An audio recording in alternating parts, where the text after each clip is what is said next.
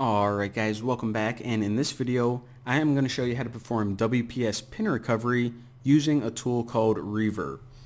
Now, I'm guessing that like 90% of you already know what WPS is, but for those of you who don't, WPS stands for Wi-Fi Protected Setup, and what this is it's a system that allows people with, little computer experience or router knowledge to easily set up a Wi-Fi network. So let's just say that you want to have Wi-Fi at your home. So you got to Best Buy, you pick up a router, you come home, and let's pretend that you aren't very experienced with computers. So you plug in your router and you open the box and you see that you have this thing called a WPS pin. So what this allows you to do is, if you go to your network settings, all you have to do is type in your pin and you're pretty much in your router. So you can access all the security settings, view the password. I mean, that's it. So you don't have to worry about some complicated radius server, some pre-shared key, none of that complex stuff. Just type in this 8-digit pin and you're golden. Now what you should do is, if you ever set up your router this way, then as soon as you're done setting up your password, then you should delete this WPS key. But most people, they don't. Because, most people who use this key, they, like I said, aren't very familiar with computers or systems. Like, who is? Like, I don't know, like 5% of people probably.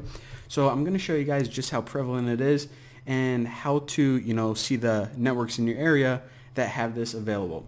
And there's a lot more to it, but I just want to show you guys the basics of it.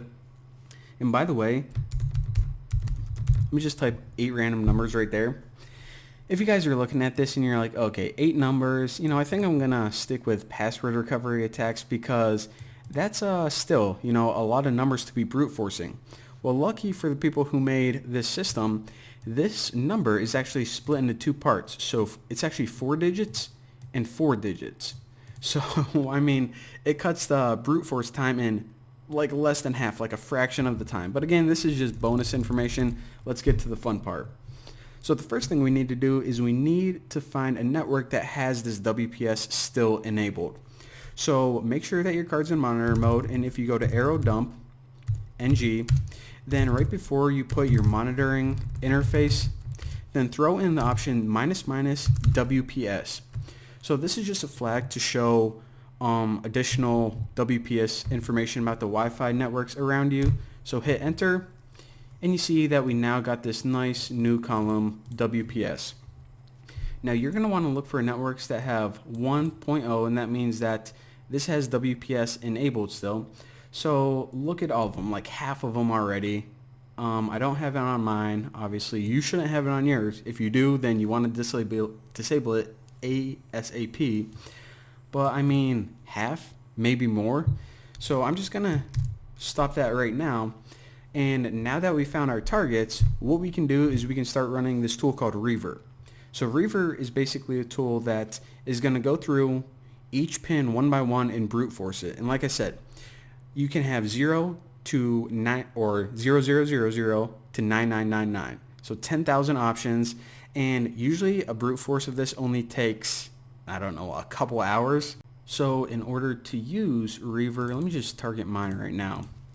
Just type the word Reaver, and then after this you just type your interface, some basic settings. So WLAN 0mon, that's what interface I want to attack from. And now -B, pass in the MAC address or the BSS ID of the network you want to attack. So we'll pretend if I had WPS enabled, then that would be mine.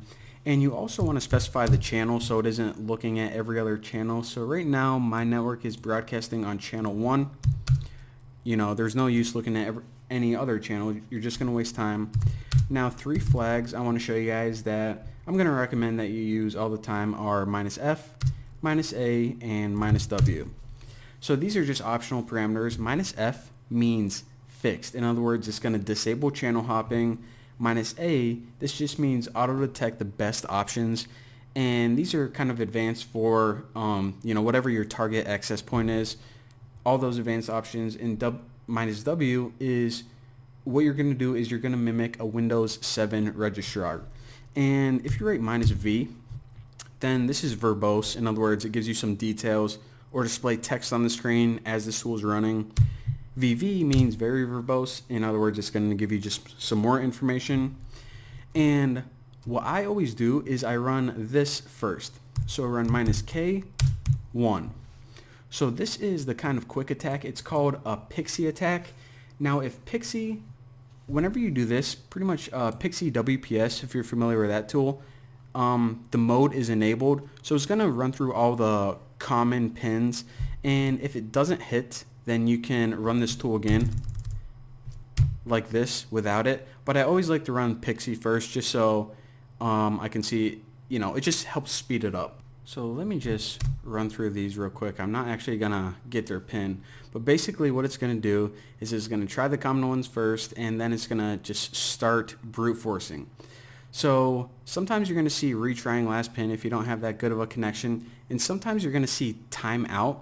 Now what this means is some routers, they don't allow you to just keep pounding them with these pins, so you can only hit it like once every 30 seconds. But a lot of routers, they're just like, all right, you can just keep trying. So then it's going to, try it like every 1 second.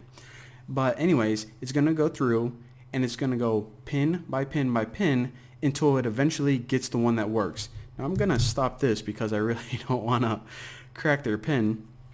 But the thing is, whenever it hits, it's going to stop and it's going to say, this is the pin. This is the network. It's just going to give you some more information, and it's going to give you their password.